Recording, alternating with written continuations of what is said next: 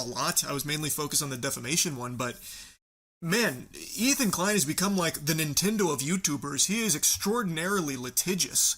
Anyway, enough blabbering. What started this defamation lawsuit was this iDubbbz stream. Okay, this is my watermark for the stream. I don't want any of my content being stolen. Got another Kalshi ad? I'm sorry, Fazium. We're all getting Kalshi ads these days. It's okay. So I do want to say I don't agree with what's being said in this comment here. But I'm putting it on screen because I think it should be addressed because it's a big, bold accusation that's very fucked up. It is very fucked up. And it's despicable that he would think it's a good idea to post that there while knowingly aware that it's not true. So the message isn't Ian's. This comes from Destiny. And he found this screenshot and he kept it on screen for a very long time. And he said he didn't agree with it, but thinks it needs to be addressed because it's so fucked up. It is a terrible stream. Just giving it to you real blunt, real raw. It is no good. And I'm no stranger to getting shit-talked by iDubbbz. He has said some very nasty, very untrue things about me on his broadcast as well.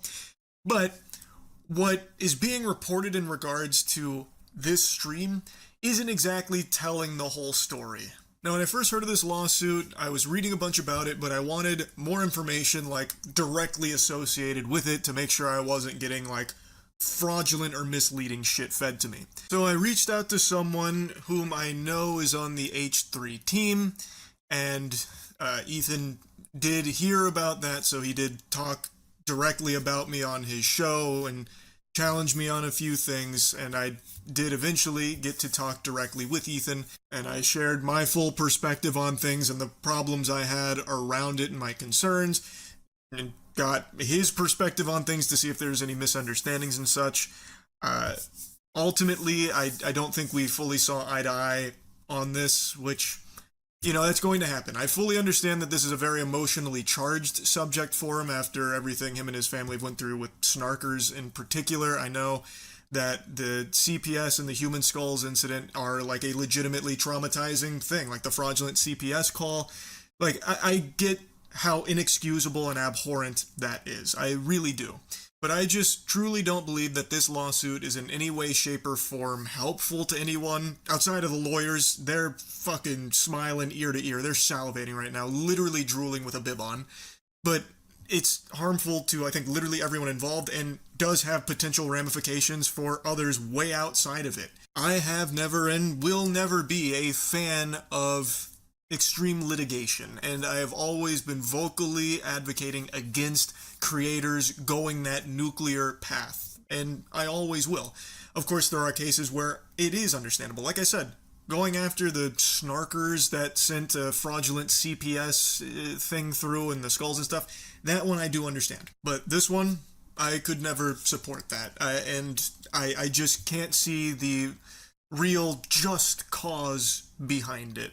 And I think it is a terrible example for other creators in the space to follow, where maybe they believe that even though this is about like a Canadian defamation lawsuit, well, maybe they can try their luck in the States. You know, it's not like defamatory lawsuits are exclusive to Canada. There's better protections here, no doubt, but still, if they take from this that maybe the way to fight battles online is to go the litigious route, well, then it's just a huge mess across the board. I think it is just a very bad precedent. Even if, you know, the lawsuit doesn't end in a victory for him, this way of engaging with discourse, I think, has always been frowned upon, but for some reason is starting to get some more support behind it, and I just fully disagree with it. I think that this is genuinely just a, like, big threat across the board to just the entire space. Like, if discourse becomes, you know, fearful of like litigation flying back and forth, it's going to stifle a lot of voices and stifle some very like legitimate criticism down the line. It's just not something I want to see become commonplace. Now, I did also have a brief conversation with iDubbbz about this as well, letting him know that this really is a horrible thing that he did to try and make his point. And he agreed. he said that it was a legitimately awful thing that he did to make that point, and that it was a genuine, sincere apology that he was issuing and how regretful he was from it. So I did have a conversation with both sides of this to make sure I had like a full, clear picture of where everything was and what this was all about. I don't know how it works in Canada, if the complaint is public or what. But if you look at it, he emphasizes throughout that he does think it's a serious accusation that needs to be investigated, and that he doesn't think it's a joke, right? Now, I know people are like, well, why don't you sue Destiny for saying it? Well, Destiny made it immediately. First of all, this is a comment from Destiny, like made in passing. Ian put it on his screen for 2 hours during his main broadcast. Destiny made it clear that he was not being serious, right? Pretty much immediately after writing it. Like, nobody was like, yo, Destiny made this claim that Ethan molested his children. Oh, shit. No, people knew that when Destiny said it was like, he was just being a dickhead. Or, I mean, he was being a giant fucking piece of shit, right? But he immediately afterwards made it clear that he didn't actually think that. But Ian took that, and just because you're showing what someone else said doesn't make it not defamation, because you're showing essentially this accusation bare of context and also kind of saying that you think it's true, right? Now, after hearing Ethan explain that, I actually made the noble sacrifice of going back and watching the entire iDub stream segment with this in it when he was talking about it. Boy, howdy. I'm not a hero. It was brave, but I don't need your flowers. That was agonizing. It was heinous, even. It was brutal. This whole segment where he was talking about that, I think, was really, really rough. But I don't recall at any point throughout it him actually trying to argue that it's a legitimate thing or trying to convince his audience that it's real. So I know one of the big things is that it came from iDubbbz, who has actually met Ethan and his family. So there's like this air of credibility around him saying something like this, but that's just not true. He's not even trying to say anything about it is credible, even outright says that it's not, that he doesn't agree with it. So he's not trying to present it as a real argument based on, any of his experiences knowing Ethan and his family. Also, I will say that I think Ethan Klein is terrified of this guy. So it's just kind of like legit. It is to me, it's super funny that he has so much smoke for everyone that he thinks he can bully, but the person that he's fucking terrified, he just keeps very overtly running from. And it's like, yeah. Now, while Ethan is 100% correct that iDubbbz says that this is a big allegation that Ethan should be addressing, he's not doing it earnestly, or at least I don't think he was. It's actually really kind of hard to tell. The whole segment was fucking awful, and the point he was trying to make was really dog shittily done. But what he's trying to say is that clip right there at the end, where Destiny said this extremely outrageous, outlandish, disgusting thing about Ethan, and yet Ethan doesn't have smoke for him, but he does for the other people that he's gone after through lawsuits. I'm pretty sure that's the point he was trying to make by putting that on screen, like, look, Destiny has said something absolutely despicable, yet you don't have that same energy for him as you do for the others. Unless I've blanked out and like erased moments from my memory from this segment, I don't recall him saying that this is like a serious thing he believes in and is presenting it as such. Like about Ethan is this, and this is a real allegation that really has a lot of water to it. Now, this doesn't change the fact that what iDubbbz did here is completely awful. To try and make this point using that kind of comment with something as monstrously evil as that is just so fucking low. It is. But I don't believe it's how Ethan is necessarily explaining it to everyone, where iDubbbz is really, believing in this. iDubbbz came over to my house, he met my family, now he's going out there saying these things. It is extremely scummy because he did meet his kids and everything, and now he's putting a comment out there like that. That is very scummy, but he's not using it to try and make this claim that Ethan is those things. He's trying to use that to show that Destiny has said something so fucking terrible, yet you are not approaching him with the same energy you have everybody else. That is the point he was trying to make, I think, throughout that segment, at least from everything that I saw when watching it. Granted, it was very hard to sit through, but I'm pretty sure that's what he was trying to get at with that there. But I think that was a terrible way of going about it. Now, Ethan also addresses why he's not suing Destiny as well, and he's saying because Destiny cleared up that he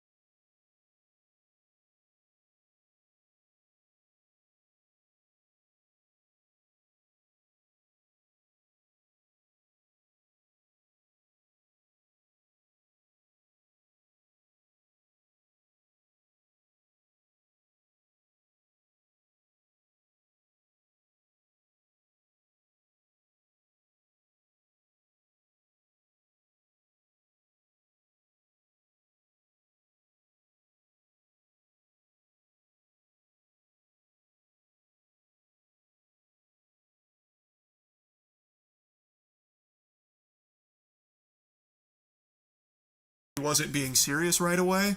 I don't understand that. I'm not gonna lie. That's not making sense to me. Can't wrap my noodle around it. It's not computing. I think it is a very disgusting statement. 100%. He's not wrong for feeling like this is a terrible thing that's being said about him. That is a line you don't cross, talking about people's children in a manner like this. It's gross. It is gross. So then why is this defamation lawsuit reserved exclusively for iDubbbz with a nice big bow on it, but not also extended to Destiny, the genesis of that comment?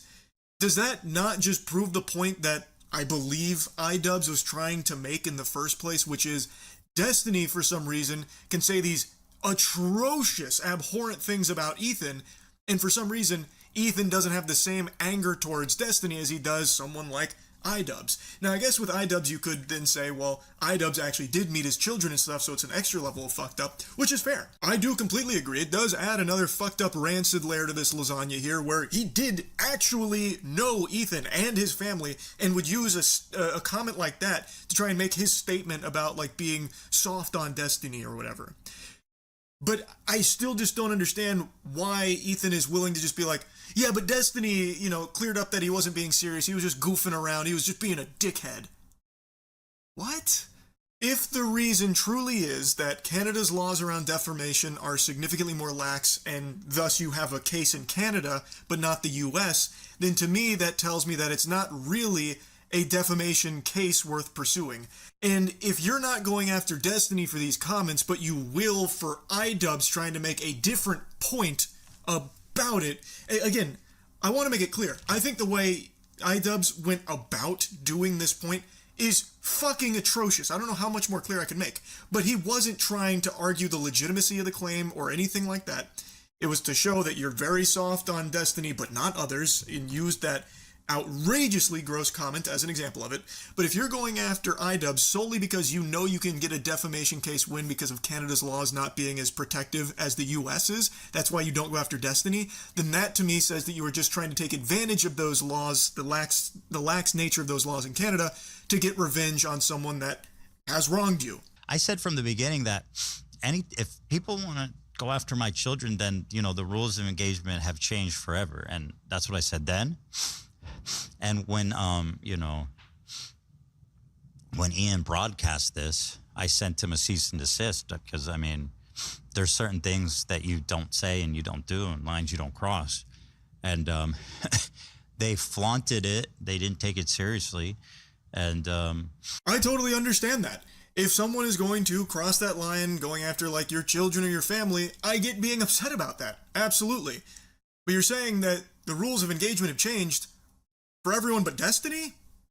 Because he is the one that made the comment, and you're like totally just okay with being like, but he cleared up that he wasn't serious. He cleared up he was just being a dickhead. It's just not making sense.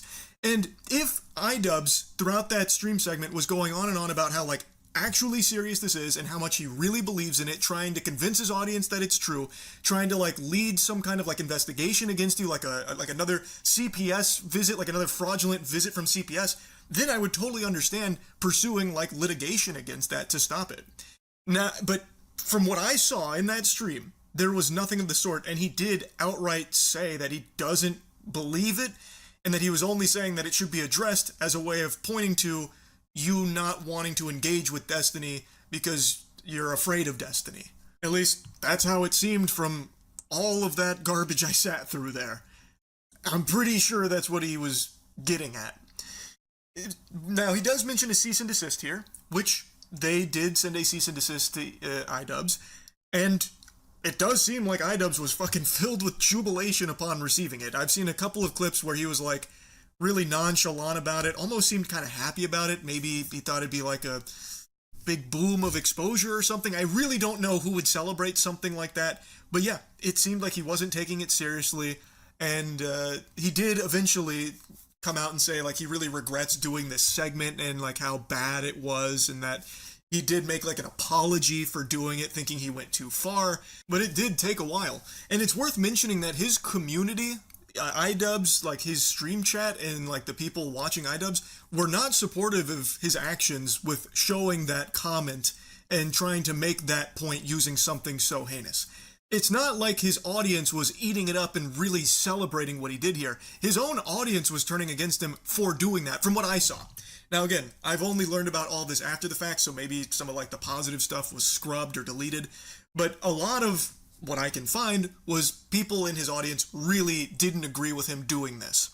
I don't see how you can say that I'm not justified when somebody's who's your former friend who's been to your house and met your children is broadcasting this as a silly, it's just silly. Ethan needs to address this little minor claim that he molested his own children and he's a pedophile.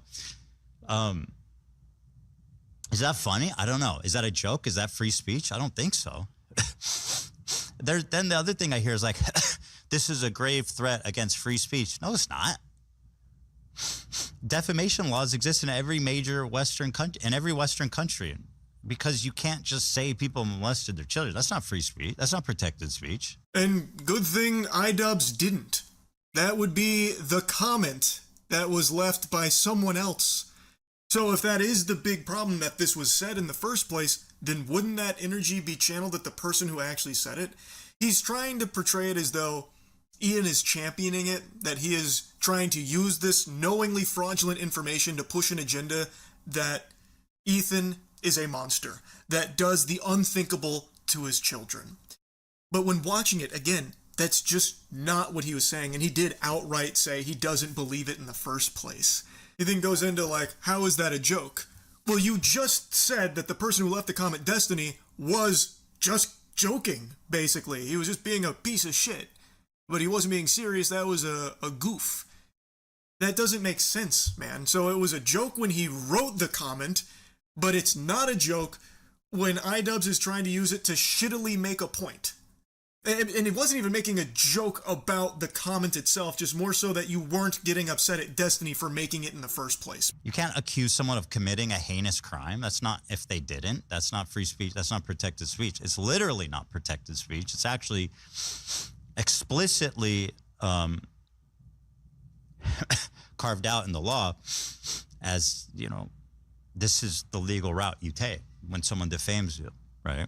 Ethan, of all people, should be very familiar with how defamatory lawsuits can be exploited by those with a lot of money. He was the guy that always fought on the right side of these kind of battles. And now in this case, I really think he's lost his way in that regard. What he is describing here is not even what iDubbbz did. He's talking about, you can't make these comments, that's not free speech. Destiny made the comment, man. Literally.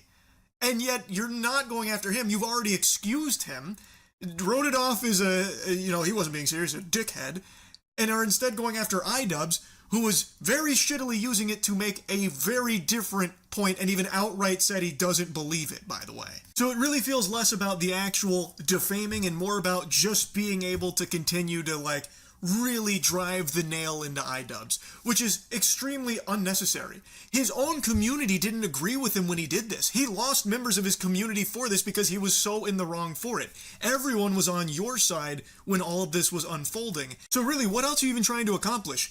He came out of that much worse, and he outright apologized for it, admitted how wrong he was for it, and everything like that eventually, which is a significantly bigger L than a legal one in the eyes of the internet, to be that wrong and that much on the wrong side of the drama. By every possible interpretation, you won here. You proved the claims were fraudulent, they were false, they're not real.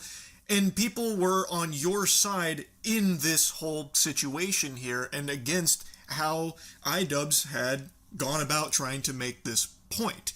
All you had to do was just leave it at that. But by making this lawsuit, you've now made a new issue out of it that is a concern and can affect other people entirely unrelated to it. And I'm honestly very surprised why Ethan can't see that. After all of the lawsuits he's been through, something like this should be very apparent how it can be used exploitatively against others, even outside of a case of this extreme degree.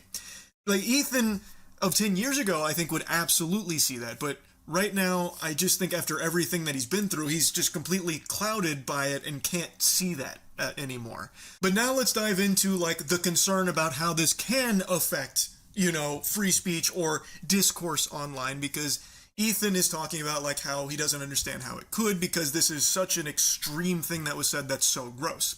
And he's right. This is a very gross thing that was said. And if iDubbbz was pressing it as a very legitimate thing and trying to make it seem like it's true to everyone, that kind of thing, then it would make a lot more sense to go this kind of route. Because that is something like the snark community was doing with some really unhinged behavior. So that would make sense to me. But that's not what happened here, and the reason why this is concerning is because, let's say Ethan does win this lawsuit here, that then opens the door for other people to come in with less extreme shit. Yes, in this case, it is very over the top and gross, but defamatory statements aren't just this extreme level. Defamatory statements are very wide-reaching, and this being something you can point to okay, so it worked for Ethan, it can probably work for me against this guy who said this thing that actually damaged my brand.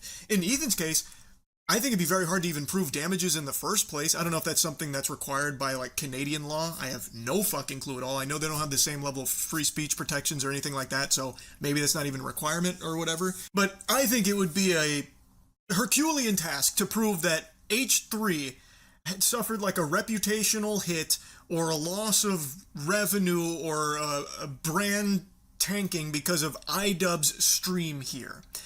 Because what has often been flexed by a lot of people is how H3 has thousands upon thousands of live viewers all the time, and iDubbbz would have 100. So H3 being 100x the size of iDubbbz, it would be very hard for anyone to point to and say, what iDubbbz did here really damaged the H3 brand, and here's the proof. We lost so many members on YouTube or something. That's clearly not going to happen. But someone else absolutely could.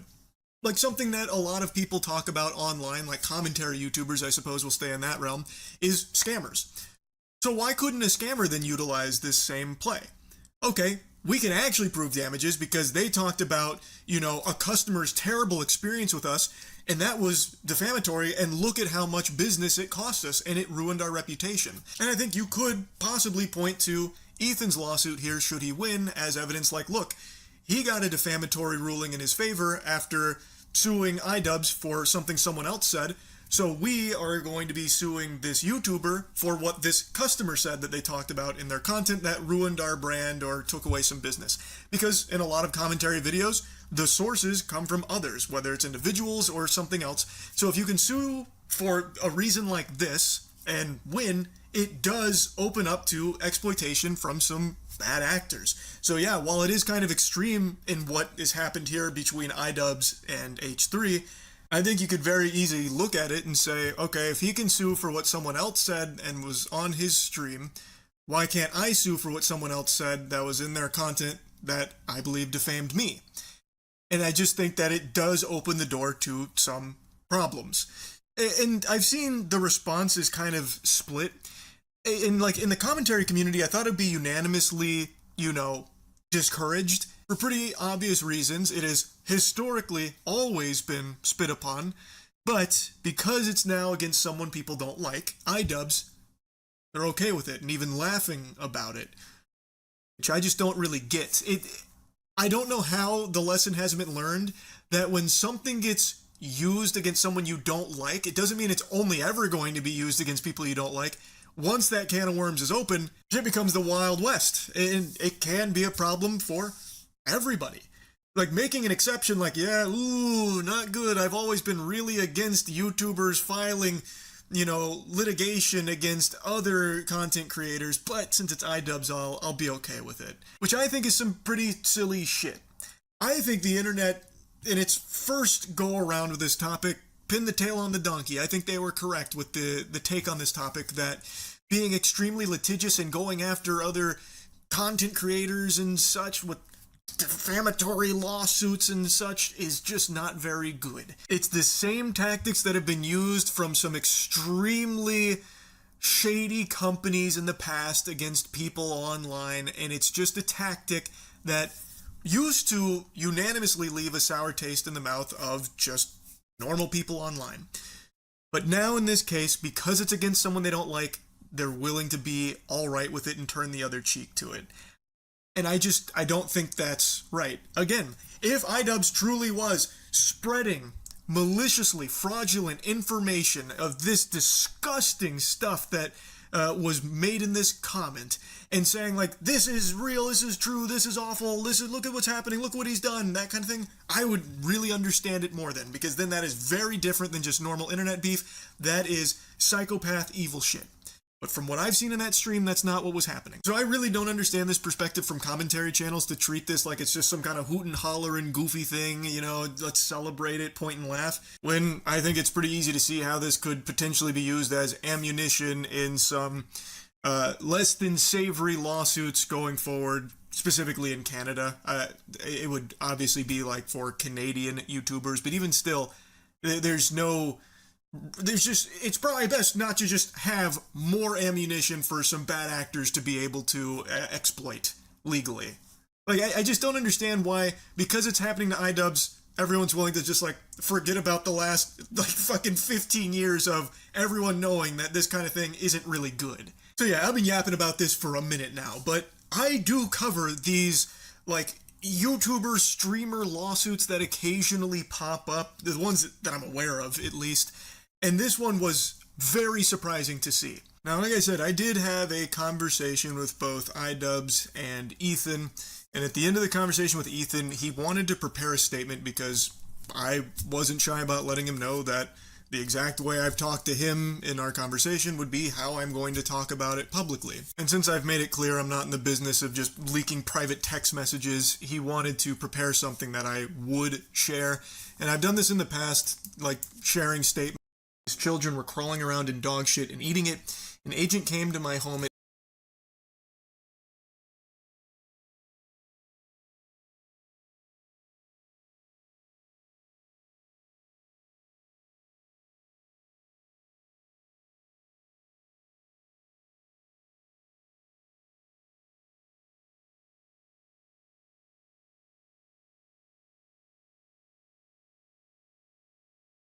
The Boys finale had me like, damn, it's really over. I know the season's controversial, but it's an exaggeration to say that the finale was horrible. The final episode was a good episode to a very disappointing season overall. There were great moments sprinkled throughout, like A-Train's death, but other times it literally felt like watching an ad for Vought Rising and turned into the Soldier Boy show. That's definitely one thing I would have changed, because they were setting him up to be important in the finale and then just forgot about him and put him back in the fridge. But that's just one example. I have a huge list of all the setups that never got paid off in The Boys because of the pacing, but mostly because of the lazy and sloppy writing. In this video, I'm going to break down everything The Boys set up and then just forgot. If you haven't already, make sure you are subscribed and like the video. Before season 5 came out, we, the naive fans, had believed their marketing lies. We saw promotional pictures of Homelander in space watching the world burn, and we saw Butcher standing in front of the Vought Tower destroyed. There was even a reference to the iconic comic book panel with an army of soups flying behind Homelander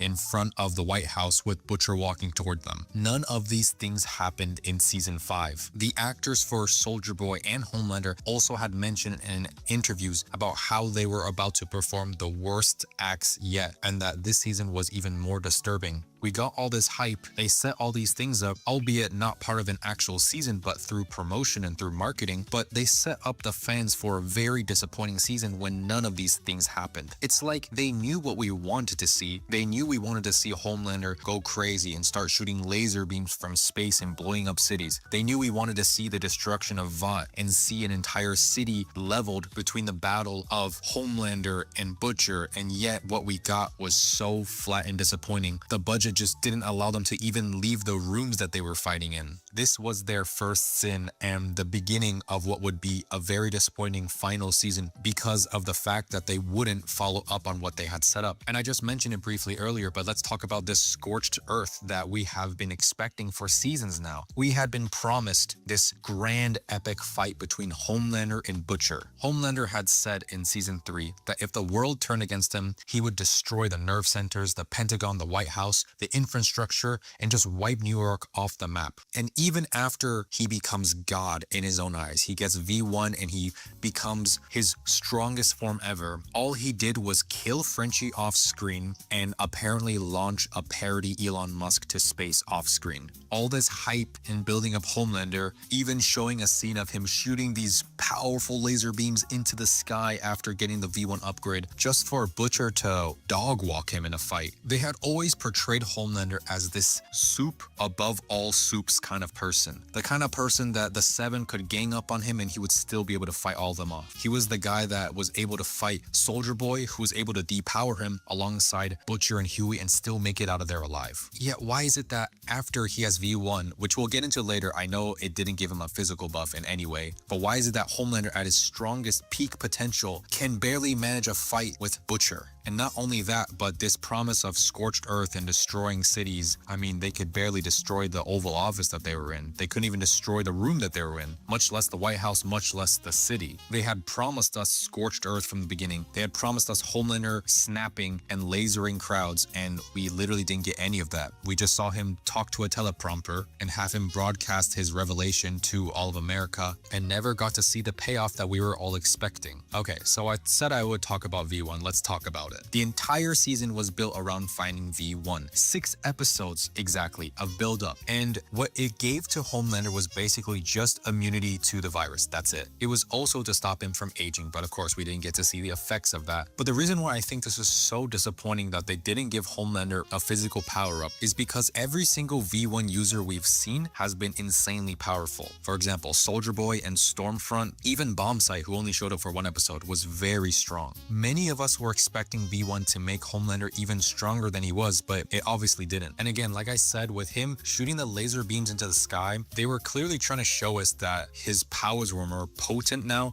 and it was upgrading his skill set, which we know is his laser beam eyes. But I think they realized that they didn't have the budget to CGI Homelander's powers because that would require them to leave the White House and actually show large levels of destruction, which is why they didn't follow through with Homelander getting more powerful. This is a big problem though. Homelander is supposed to feel more scary after getting V1, not less. And he honestly seemed less scary with V1 because it didn't make him any stronger, and he's still equally scared of losing his powers through Soldier Boy's blast, which Kimiko got. So the fear we were supposed to have by seeing Homelander be invincible and immortal was literally just never existent because we saw Kimiko get the power randomly in the next episode anyway. Alright, so at the end of the episode, we see Butcher install the virus into the Vought Tower sprinkler system, and he intends on killing all the Supes, genocide style, and of course Huey stops him. And that's fine and all, we expected Huey to want to stop Butcher from doing this whole genocide thing, but the problem with this is that Butcher is like low-key kind of right. Even though Homelander is gone, all the bad Supes are still out there. I mean, do we forget that in the last episode they literally said that they had taken psychic Supes out of prison so they could do Homelander's plan, and those psychics were in there for like horrible crimes. It's not like they were thrown back in prison because Stan Edgar is back in charge now. He's just gonna regain control over the soup industry and everything's gonna go back to bad. So when they showed the ending of Huey and Starlight being able to live in a world where there's no bad Supes, it's just not true. Stan Edgar's in control of Vought again. The only thing that changes, Homelander is gone. But like they've said many times in the show, Homelander is a symptom of the problem. He isn't the problem itself. Vought is the problem. And now that they've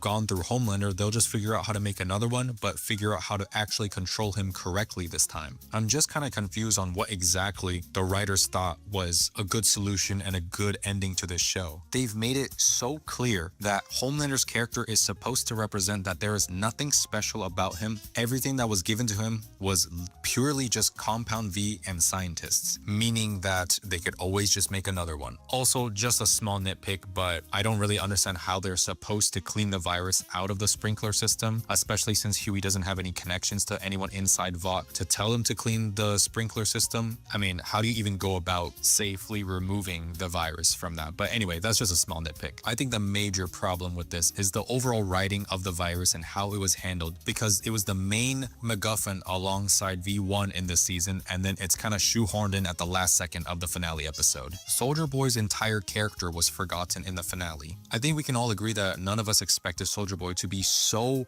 important in this season, taking up all the screen time of all the other characters, just for him to be frozen again in episode 7 and not be involved in the finale at all. As we know, and has been pointed out many times before, he was just used as a Vought Rising advertisement this whole show. All the backstories and introducing old characters like Bombsight and Quinn are just to build interest for the prequel show. They literally had no plans of building up Soldier Boy to be an important player in the finale episode, which in my opinion is so dumb considering how much they were trying to build up and give his character depth in those first 7 episodes of the show. Also, of course, we know that Butcher and Huey go to Vought Tower at the end of the episode, and they don't even come across Soldier Boy sleeping in Homelander's room. There's no mention of it. He's probably just there so that he can be reopened for the boys Mexico. And it's such a pity because I really wanted to see the resolution to his characters within this show and for him to not take up so much of the screen time. Anyway, I'll try not to go too much into this because I feel like it's been said already, but also Gen V and Marie. I mean,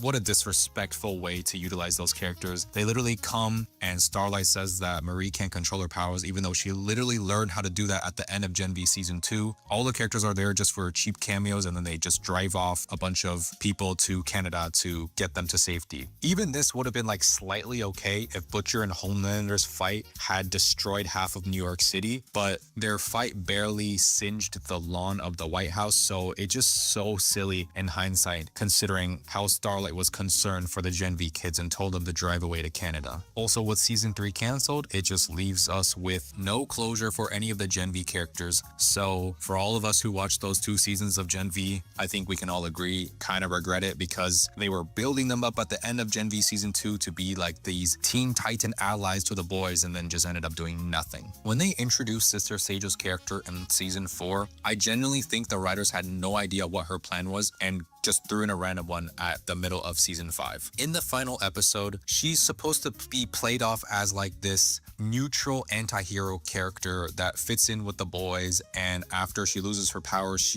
it's kind of like a joke, she goes to Harry Potter world. For some reason, she doesn't get any consequences for her actions, even though she's literally the one who recommended to Homelander to round up Starlighters and to create the freedom camps. Also, her whole character was that she was the smartest person alive and that she could choose to to cure cancer and help people, but she deliberately chose chaos and she wanted to see the world burn and have the soups and the humans fight each other in a war so that she can go in her bunker and read books. In other words, she's literally a horrible person that just gets to walk off completely free with no consequences from the boys or Homelander, even though she literally caused harm to both sides and hurt innocent people. Like, did the writers just forget that they had Sister Sage help Homelander do horrible things? If she was there to backstab Homelander from the very beginning for good reasons because she wanted to help the world by taking down Homelander, then yeah, sure, you can play it off as she was deceiving Homelander and she's actually a hero because it was all part of her plan to take down Homelander and save the world. But it's not. She's literally just a bad person. Another thing we gotta talk about is the power scaling. In the first episode of season 5, Homelander literally lasers Kimiko in half and it takes her a while to regenerate back, making her incapable to fight him. We've also seen feats of Homelander speed blitzing Soldier Boy of all people. Homelander also teleports to Frenchie in like a split second, showcasing his super speed. He's strong enough to hold off Soldier Boy alongside Temp V, Butcher, and Huey simultaneously, and he was able to escape. And in the finale, he can barely handle Butcher. And yeah, you can add Ryan and Kimiko into the mix, but why was Homelander fighting so stupid? His lasers were like barely damaging Kimiko. They should have been slicing her in half. And in the beginning, when he was fighting Butcher, he should have been slamming him across the walls, and Butcher should have barely been able to hold on to life before Ryan came in. And if we literally compare the fights with someone else, Bombsight could literally knock out Butcher out cold, whereas Homelander with V1 was trying to run away from Butcher in a 1v1. Now, this isn't technically power scaling, but this is like intelligence scaling. Starlight is supposed to be pretty intelligent. So tell me why, when she flew and picked up the Deep, she landed in literally the worst place to bring him, the shore, next to the ocean. Yes, we the audience know that the ocean hates the Deep, so it's actually a weakness for him, but Starlight doesn't know that. In any other scenario, she would be like, oh, I'm gonna take you as far away from the water and we're gonna fight on land and see how you can fight for yourself. And also, when she blasts him with his powers, she blasts him towards the ocean, which, yes, again, that's the reason why he dies, but Starlight doesn't know that he's weak to the water at that point. Could you get any lazier with your writing than this? Okay, so we know that Ryan is the first natural-born Supe, and this was very important. In fact, he was the only natural-born Supe. Unfortunately, this concept doesn't really get explored much further. He has Homelander's powers, but other Supes also can pass down their powers genetically, like Translucent Sun is also invisible. So I thought the only unique part about it was that Ryan wouldn't be able to lose his powers through a Soldier Boy blast because he didn't get his powers through Compound V. He got it naturally. However, in the finale, this isn't true because Ryan does lose his powers through Kimiko's blast. But this doesn't make that much sense because in the season 3 finale, the reason why Butcher turns on Soldier Boy and wants to protect Ryan is because he's scared that Soldier Boy will kill Ryan with his blast. But now we've seen Soldier Boy use his power on Bombsight, and we've also seen Kimiko use it on Ryan, Sister Sage, Butcher, and Homelander. And in all these times, it doesn't actually damage the person. It slightly harms them, but it just takes away their powers and they get to live afterward. So in the season 3 finale, Butcher could have just let Soldier Boy do his thing and Homelander and Ryan would have just lost their powers. Initially, we thought that the reason why Soldier Boy couldn't use his powers on Ryan is because it would kill him, because that kind of depowering blast would kill a natural-born Supe, not just take it away. So now that we see that Ryan can just lose his powers just like any other Supe, and that being a natural-born Supe isn't very unique at all, other than the fact that he shares the same genetic powers as Homelander, well, it kind of just makes Ryan feel like he wasn't that unique after all. Another thing is Butcher's cancer. He got cancer from overusing Temp V, and that cancer eventually physically manifested as his powers as the tentacles in season 5. But after he depowered, the cancer didn't come back. So if the cancer and the powers were symbiotic, then after he lost his powers, he should have just had a massive tumor in his head again. So I guess this doesn't really go anywhere. I think they just forgot that Butcher had cancer. The Seven as a whole is pretty much forgotten in this season completely. I think it's a part of the reason why this season just felt so empty, because in the past, the Seven were a large part of the show and the plot. Most of them were combat based, so they were the ones fighting the boys. And then the Seven eventually just became mostly everyone useless except for Homelander, and then with the addition of Soldier Boy in season 5, which mostly just meant that it was Homelander and Soldier Boy and not the Seven. It's also why the Deep and Black Nora's character arcs were just so uninteresting this season, because there wasn't the Seven. They didn't have their typical meetings and missions that were important. It was really just Homelander and Soldier Boys doing their own individual mission to get V1. They had also built up this idea that Homelander's plan was really going to destroy America and hurt a lot of people. And we got to see exactly 0 innocent civilians basically hurt throughout the season 5 from Homelander. Homelander declared himself as God to all of America. He killed the president and took over the White House, and yet we don't see the reaction of the world and the public to any of this, which we used to see before in previous seasons. They just basically completely forgot to show us the aftermath of Homelander. Even after Homelander dies, Vought is apparently fine and just keeps operating. There's no public revolt against the idea of soups. Vought doesn't have to take any accountability. The world really just moves on as if that isn't a huge thing to see Homelander take over the White House and then die on live TV. And then we just cut to Huey and Starlight happy ever after, no problems whatsoever, even though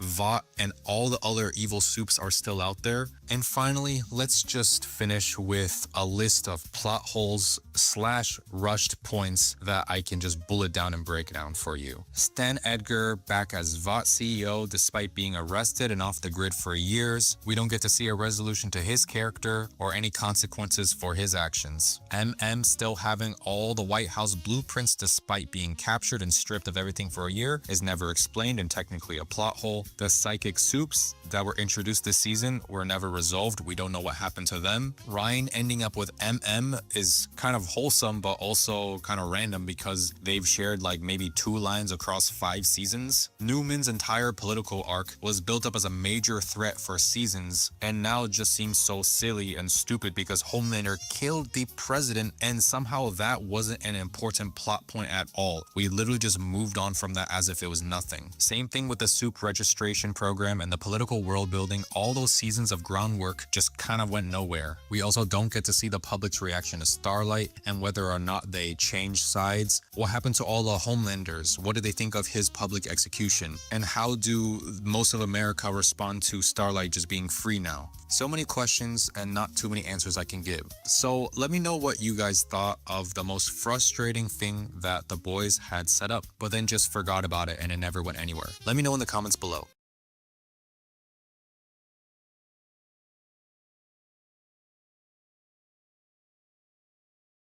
From a blood spatter analyst who walked into his own crime scenes, to a chemistry teacher who built a drug empire with nothing but a notebook, this is Dexter Morgan versus Walter White, 2 of the deadliest men ever put on screen. If they were to really go face to face, who would win? Well, let's get to the bottom of it. Starting with physical strength and combat ability. Dexter Morgan was built for the hunt. His body, his training, even his calm demeanor, all of it worked like a well-oiled machine. From the moment Harry started shaping him into something useful, Dexter started learning how to take people down without ever breaking a sweat, and he only got better with time. In college, he read books on forensics and blood patterns for his brain, and for the skill, he studied jiu-jitsu. While other kids were nursing hangovers, Dexter was practicing chokeholds. By the time he was wearing that Miami Metro badge, he already knew how to kill someone 3 different ways before breakfast.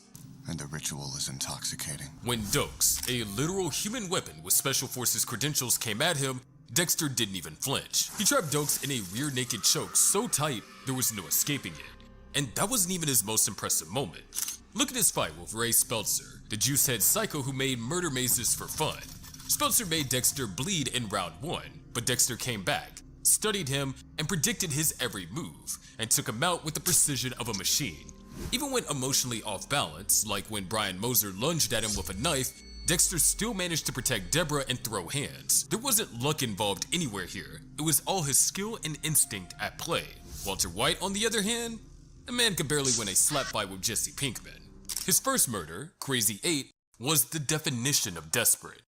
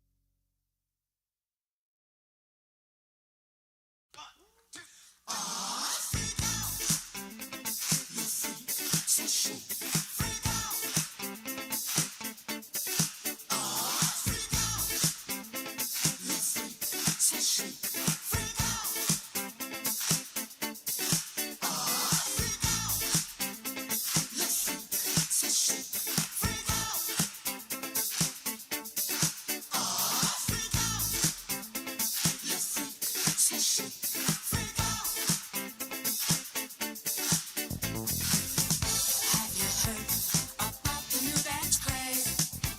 Listen to us, I'm sure you'll be amazed. Big fun to be had by everyone. It's up to you, surely it can be done. Young and old are doing it, I'm told. Just one try, and you too will be sold. It's called a freak, they're doing it night and day. Allow us, we'll show you the way. Freak out. You freak, say shake, freak out. Freak out. You freak, say shake, freak out. Freak out. You freak, say shake, freak out.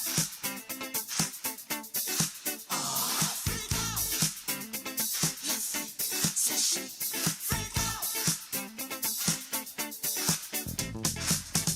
All that pressure got you down.